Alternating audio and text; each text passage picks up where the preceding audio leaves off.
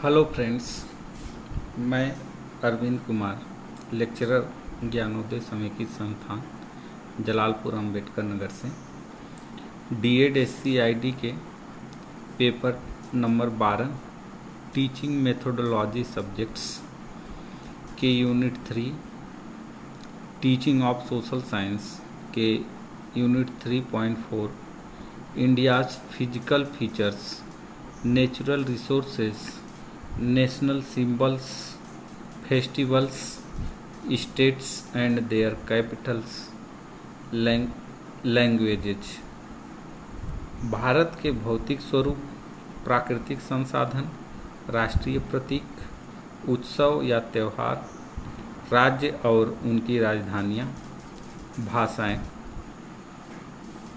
तो इस टॉपिक के बारे में आज मैं चर्चा करूँगा। तो सबसे पहले हम भारत के भौतिक स्वरूप, इंडियाज फिजिकल फीचर्स के बारे में चर्चा करेंगे। परिचय, स्वरूप, सामाजिक अध्ययन का विषय क्षेत्र अन्य अधिगम क्षेत्रों से इस दृष्टि से भिन्न है कि इसकी विषय वस्तु और इसका प्रयोजन दोनों में ही मनुष्यों और उनके भिन्न भिन्न प्रकार के संबंधों पर विशेष बल रहता है।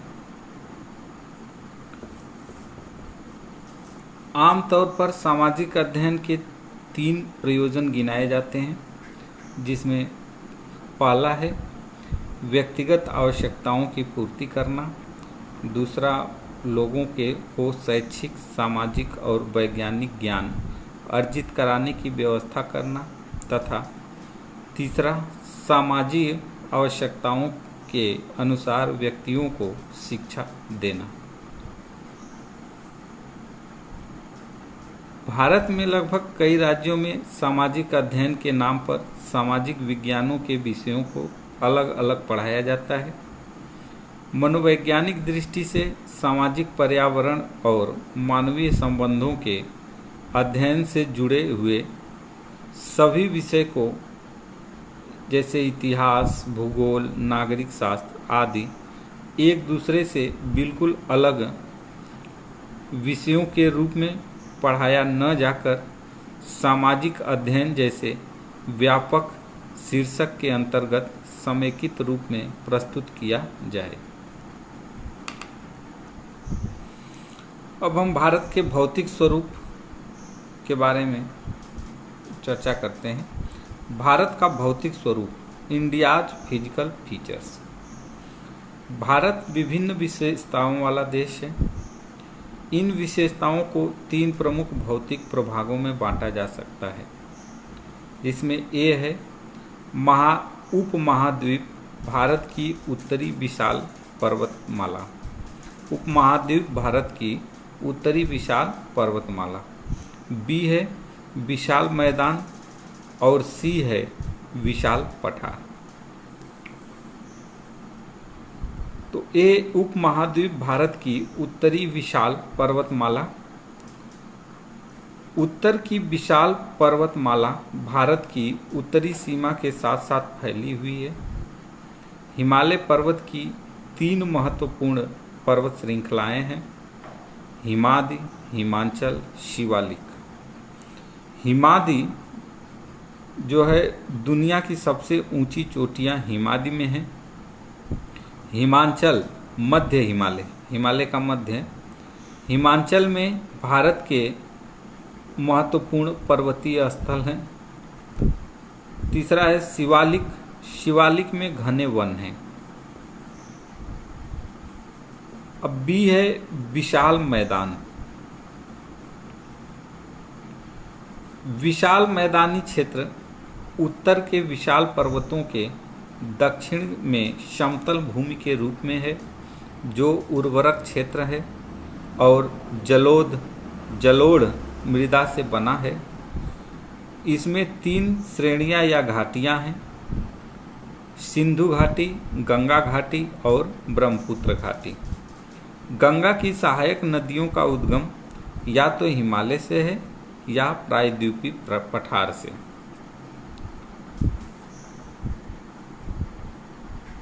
सी है विशाल पठार। भारत का प्रायद्वीपीय विशाल पठार विशाल मैदानी इलाके के दक्षिण में स्थित है और यह सख्त आग्नेय शैलों हार्ड इग्नियस रॉक का बना है। इसके दो हिस्से हैं। उत्तर में मालवा का पठार, दक्षिण में दक्कन का पठार। मालवा के पठार के उत्तर पश्चिम में भारत का विशाल रेगिस्तान या मरुस्थल है। दक्कन का पठार नर्मदा नदी के दक्षिण में स्थित है।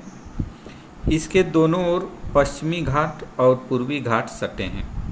पठार में अनेक नदियां बहती हैं, जिसमें से दो तो अरब सागर में मिलती हैं और शेष बंगाल की खाड़ी में गिरती हैं। पश्चिम तटीय मैदान, जो कि एक संकरी पट्टी है, कोंकण तट और मालाबार तट में विभाजित है। पूर्वीय तटीय मैदान चौड़ा है। यह दो भागों में विभाजित किया गया है। पहला उत्तरी अर्धचंद्राकार तट, दूसरा कोरोमंडल तट। भारत के भौतिक स्वरूप का शिक्षण कराते समय विशेष शिक्षक को दिव्यांग बच्चों के शिक्षण के लिए विभिन्न विधियों तथा तकनीकियों का प्रयोग करना पड़ता है। भारत के मानचित्र द्वारा, चार्ट विधि द्वारा तथा विभिन्न आरेख विधियों का प्रयोग कर अक्षम बच्चों को अधिगम कराने का प्रयास कर सामाजिक अध्ययन शिक्षण के उद्देश्यों को प्राप्त करने का प्रयास किया जा सकता है। अब दूसरा इसमें टॉपिक है प्राकृतिक संसाधन, नेचुरल रिसोर्सेस। आइए संसाधन क्या है, रिसोर्स, इसके बारे में जानते हैं। संसाधन से तात्पर्य है कि हमारे पर्यावरण में उपलब्ध प्रत्येक वस्तु जो हमारी आवश्यकताओं को पूरा करने में प्रयुक्त की जा सकती है। संसाधन मानवीय क्रियाओं का परिणाम है। मानव स्वयं संसाधनों का महत्वपूर्ण हिस्सा है। प्राकृतिक संसाधन एक व्यापक संकल्पना है। मानव द्वारा इन प्राकृतिक संसाधनों को महत्व मूल्य दिए जाने के कारण इन संसाधनों का आर्थिक महत्व है। प्राकृतिक संसाधन अर्थव्यवस्था की जीवन रेखा का निर्माण करते हैं।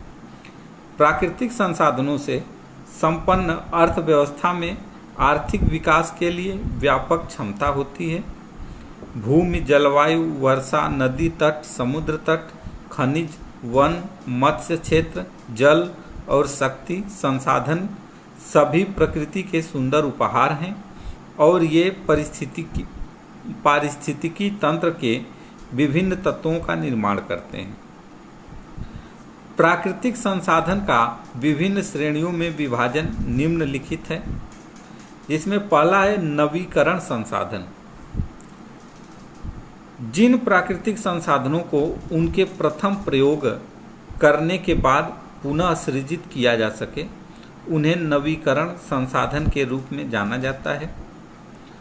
दूसरा है संभाव्य और विकसित संसाधन। भारत के पास खनिज संसाधनों, पेट्रोलियम, जल संसाधनों, मछली उद्योग की पर्याप्त क्षमता है। विगत कुछ वर्षों से भारत ने डेयरी फार्मिंग, खनिजों, पेट्रोलियम, नदी तंत्र और मछली उद्योग में उत्पादकता बढ़ाने की क्षमता विकसित कर ली है।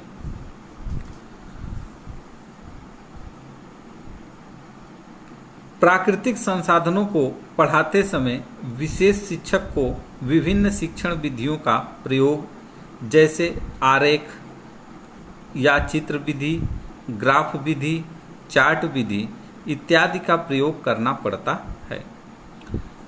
दिव्यांग बच्चों को विशेष शिक्षक प्राकृतिक संसाधनों को समझाने के लिए चार्ट का भी प्रयोग कर सकते हैं। हम इस तरह के चार्ट से दिव्यांग बच्चों को प्राकृतिक संसाधन के बारे में बता सकते हैं। ये प्राकृतिक संसाधन है जिसको दो भागों में बांटा गया है। एक नवीकरण योग्य दूसरा आणविकरण योग्य। नवीकरण योग्य को दो भागों में बांटा गया, जिसमें पहला है सतत या प्रवाह जैसे पवन जल, और दूसरा है जैव। जैव को भी दो भागों में बांटा गया, जिसमें पहला है प्राकृतिक वनस्पति या वन और दूसरा है वन्य जीव। आणविकरण योग्य को दो भागों में बांटा गया, जिसमें पहला है पुनः चक्रीय जैसे धातु और दूसरा है अचक्रीय जैसे जीवाश्म ईंधन। विशेष शिक्षक दिव्यांग या अक्षम बच्चों को प्राकृतिक संसाधन का अध्ययन कराते समय यह भी समझाने का प्रयास करते हैं कि संसाधन मनुष्य के जीवन यापन के लिए अति आवश्यक है, जीवन की गुणवत्ता बनाए रखने के लिए भी महत्वपूर्ण है। अब तीसरा टॉपिक है राष्ट्रीय प्रतीक नेशनल सिंबल। राष्ट्र एक समुदाय होता है जो उस क्षेत्र के सामान्य संबंधों से बंधा होता है जिसमें लोग रहते हैं। प्रत्येक देश की अपनी पहचान होती है। उस पहचान को अस्मरणीय बनाने के लिए कुछ प्रतीकों का प्रयोग किया जाता है। राष्ट्रीय प्रतीकों के माध्यम से प्रत्येक देश की अपनी आत्मगत पहचान बनती है। किसी भी देश के नागरिक का यह उत्तरदायित्व तो होता है कि वह अपने राष्ट्रीय प्रतीकों को पहचानने तथा उसका सम्मान करे।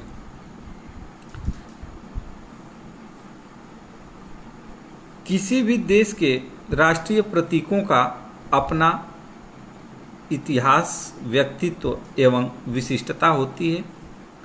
भारत के राष्ट्रीय प्रतीक उसका प्रतिबिंब है और भारत के प्रतीक भारतीय पहचान और विरासत का मूलभूत हिस्सा है। किसी भी देश का मुख्य प्रतीक राष्ट्रीय चिन्ह एवं राष्ट्रीय ध्वज होता है। भारत का राष्ट्रीय प्रतीक चिन्ह अशोक स्तंभ है। 26 जनवरी 1950 में इसे अंगीकृत किया गया था। जब भारत गणराज्य बना, अशोक के स्तंभ शिखर पर देवनागरी लिपि में सत्यमेव जयते लिखा है। भारत का राष्ट्रीय ध्वज तिरंगा है। तिरंगे में समान अनुपात में 3 क्षैतिज पट्टियां हैं। केसरिया रंग सबसे ऊपर, सफ़ेद रंग बीच में और हरा रंग सबसे नीचे है। ध्वज की लंबाई चौड़ाई का अनुपात 3:2 है। सफ़ेद पट्टी के बीच में नीले रंग का चक्र है। इसका प्रारूप सारनाथ में अशोक के सिंह स्तंभ पर बने चक्र से लिया गया है। इसमें 24 तीलियां हैं। भारत की संविधान सभा ने राष्ट्रीय ध्वज का प्रारूप 22 जुलाई 1947 को अपनाया। मुख्य प्रतीक के रूप में भारत के निम्नलिखित प्रतीक हैं, जैसे राष्ट्रीय चिन्ह अशोक का स्तंभ है। हमारा राष्ट्रीय ध्वज तिरंगा झंडा है। राष्ट्रीय गान जनगण मन अधिनायक जय है। राष्ट्रीय गीत वंदे मातरम है। राष्ट्रीय पुष्प कमल है। राष्ट्रीय पक्षी मोर है। राष्ट्रीय पशु चीता है। राष्ट्रीय फल आम है। राष्ट्रीय वृक्ष बरगद है। राष्ट्रीय खेल हॉकी है और राष्ट्रीय मिठाई जलेबी इत्यादि। उपर्युक्त प्रतीकों के माध्यम से कोई भी राष्ट्र अपनी अस्मरणीय पहचान बना सकता है और देश के नागरिक का उत्तरदायित्व होता है कि वे इन प्रतीकों को जानें तथा उसका सम्मान करें। शिक्षा के क्षेत्र में शिक्षकों का ये उत्तरदायित्व होता है कि वे सामाजिक अध्ययन विषय द्वारा बच्चों को देश के प्रतीकों से अवगत कराकर स्मरण कराते रहें, क्योंकि वर्तमान का शिशु या बच्चा भविष्य में देश का नागरिक बनता है। विशेष शिक्षा के क्षेत्र में भी विशेष शिक्षक को अक्षम या विशेष बच्चों के साथ निरंतर प्रयास करते रहना चाहिए, ताकि निःशक्त बच्चों के अंदर भी अपने देश के प्रतीकों के प्रति सम्मान और पहचान का अधिगम हो सके। अब अगला टॉपिक है उत्सव, त्यौहार या पर्व, फेस्टिवल। हमारे नेशनल फेस्टिवल्स जो हैं। भारत एक विशाल देश है। इसके संस्कृति की एक विशेषता रही है अनेकता में एकता। उसने हमारे देश में सामासिक या मिलीजुली संस्कृति को विकसित किया। इसकी विविध संस्कृति ने हमारे राष्ट्र की एकता में सहायता की है। भारत देश में विभिन्न धर्म और संप्रदाय के लोग रहते हैं। सभी अपने अपने धर्म और संप्रदाय का पालन करते हैं, जैसे हिंदू, मुस्लिम, सिख, ईसाई, जैनी एवं बौद्ध संप्रदाय के लोग। सभी के अपने उत्सव या पर्व होते हैं, जैसे होली, दीपावली, ईद, क्रिसमस डे, गुरु नानक जयंती, महावीर जयंती, बुद्ध जयंती इत्यादि। इन पर्वों के अतिरिक्त हमारे देश के कुछ राष्ट्रीय उत्सव भी हैं, जैसे स्वतंत्रता दिवस, गणतंत्र दिवस, गांधी जयंती। विशेष शिक्षा के क्षेत्र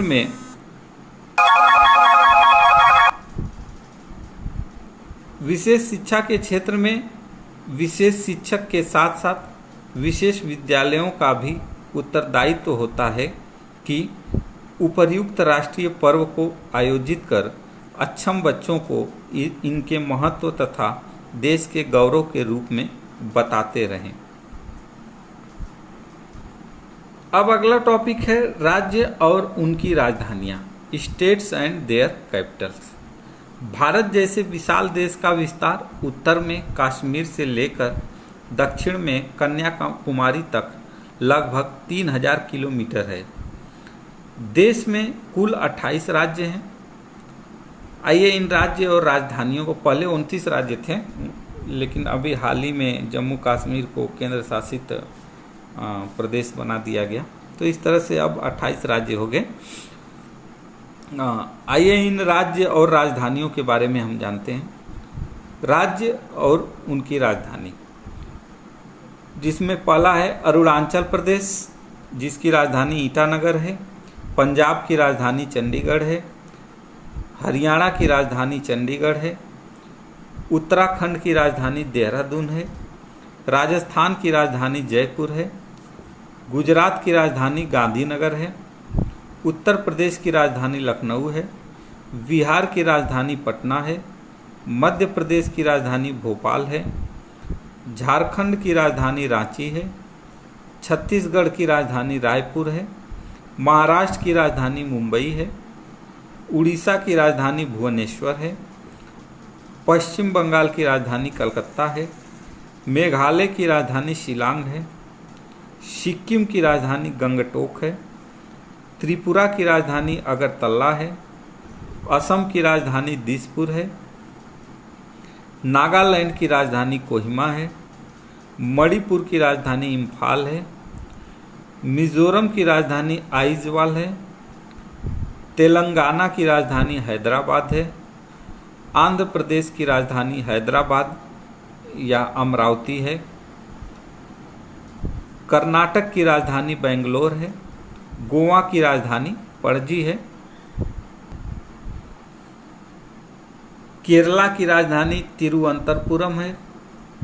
तमिलनाडु की राजधानी चेन्नई है और हिमाचल प्रदेश की राजधानी शिमला। इस तरह ये भारत के 2800 राज्य थे और उनकी राजधानियाँ थीं। अक्षम बच्चों को देश के राज्य और उनकी राजधानी का अधिगम कराना एक चुनौतीपूर्ण कार्य होता है, किंतु विशेष शिक्षक को दिव्यांग बच्चों को जिस राज्य में बच्चा रह रहा हो उस राज्य के विषय में और उसकी राजधानी के विषय में अवश्य बताएं। भाषाएं, अगला टॉपिक है भाषाएं। भाषा अभिव्यक्ति का माध्यम होता है। भाषा वह संसाधन है जिसके द्वारा किसी भी व्यक्ति के विचारों व भावों को जाना जा सकता है। भाषा को परिभाषित करते हुए कहा गया है कि मनुष्य के भावों, विचारों आदि को प्रकट करने का सबसे अच्छा माध्यम भाषा ही है। अर्थात भावों और विचारों का आदान प्रदान जिस माध्यम से होता है वह भाषा कहलाती है। भारत अनेकता में एकता प्रदर्शित करने वाला देश है, जहां हर एक राज्य में अलग अलग भाषाएं बोली जाती हैं। भारत में विभिन्नता का स्वरूप न केवल भौगोलिक है बल्कि भाषाई तथा सांस्कृतिक भी है। फिर भी विविधता में एकता समाहित है। भाषा के बिना मनुष्य सर्वथा अपूर्ण है। भाषा हमारे अभ्यंतर के निर्माण, विकास, हमारी अस्मिता, सामाजिक तथा सांस्कृतिक पहचान का भी साधन है। भारतीय संविधान द्वारा मान्यता प्राप्त भाषाओं की संख्या 22 है, लेकिन भारत विविधताओं का देश है। भारत में कई भाषाएं बोली जाती हैं, पर यहाँ पर एक भी भारतीय भाषा नहीं है जो पूरे देश में बहुमत से बोली जाती है। जैसे हिंदी भाषा उत्तर भारत में प्रचलित है, परंतु इसका प्रचलन दक्षिण भारत में काफ़ी कम है। इसी तरह दक्षिण भारतीय भाषाएं जैसे तमिल, मलयालम और तेलुगु का प्रयोग उत्तर भारत में बहुत कम होता है। परंतु भारत में द्विभाषिकता एवं बहुभाषिकता का भी प्रचलन है, क्योंकि भारत में बहुत सारे ऐसे भी लोग हैं जो अपने राज्य की भाषा के साथ दूसरे राज्य की भाषा का भी ज्ञान रखते हैं। जैसे बंगाली भाषा के साथ साथ हिंदी भाषा का भी ज्ञान रखना, पंजाबी भाषा के साथ हिंदी, सिंधी तथा हरियाणवी भाषा का भी ज्ञान रखना। इसके साथ इंटरनेशनल लैंग्वेज इंग्लिश का भी ज्ञान रखना। इस प्रकार एक साथ दो भाषा का ज्ञान रखने वाले को द्विभाषी तथा दो से अधिक भाषा का ज्ञान या बोलने वाले को बहुभाषी कहा जा सकता है। भारत में यह विविधता प्रायः देखी जा सकती है, किंतु फिर भी किसी धर्म, प्रदेश या भाषा से जुड़ा हुआ व्यक्ति हो वो भारतीय ही होता है। किसी धर्म, प्रदेश या भाषा से जुड़ा हुआ व्यक्ति हो लेकिन वो भारतीय ही होता है। इसीलिए कहा जाता है कि भारत में अनेकता में एकता है। हिंदी भारत के उत्तरी हिस्सों में सबसे व्यापक बोले जाने वाली भाषा है। भारत में 2011 की जनगणना के अनुसार 43.63% भारतीय लोगों ने हिंदी को अपनी मूल भाषा या मातृभाषा घोषित कर दिया। 2011 की जनगणना के अनुसार भारत की आबादी का 96.71% भाग 22 भाषाओं में से एक अपनी मातृभाषा के रूप में बोलता है। भारत देश में बोले जाने वाली भाषाएं जैसे हिंदी, बंगाली, मराठी, तेलुगु, तमिल, गुजराती, उर्दू, अंग्रेजी, ओडिया, मलयालम, पंजाबी, कन्नड़, संस्कृत इत्यादि हैं। दिव्यांगता के क्षेत्र में श्रवण बाधित बच्चों के लिए सांकेतिक भाषा का प्रयोग किया जाता है। दिव्यांग बच्चों को शिक्षा देते समय विशेष शिक्षक का उत्तरदायित्व होता है कि बच्चे को भारत में प्रचलित भाषाओं का ज्ञान कराते हुए अपने देश तथा क्षेत्र की बोली का भी बोध कराए। इस तरह से आज के टॉपिक में हमने भारत का भौतिक स्वरूप, उसकी भौतिक विशेषताएं, नेचुरल प्राकृतिक संसाधन, राष्ट्रीय प्रतीक, त्यौहार, राज्य और उनकी राजधानियां और भाषाओं के बारे में आज इस टॉपिक के अंतर्गत हम लोग चर्चा किए। अब हम इससे संबंधित आपको कुछ प्रश्न दूंगा, जिसको आप जो है कि लिखेंगे और अपने ग्रुप में व्हाट्सएप पे पोस्ट करेंगे। पहला प्रश्न है, भारत के भौतिक स्वरूप, प्राकृतिक संसाधन और राष्ट्रीय प्रतीकों का उल्लेख कीजिए। दूसरा प्रश्न है, भारत के त्यौहार, राज्य और उनकी राजधानियां और बोली जाने वाली भाषाओं पर प्रकाश डालिए।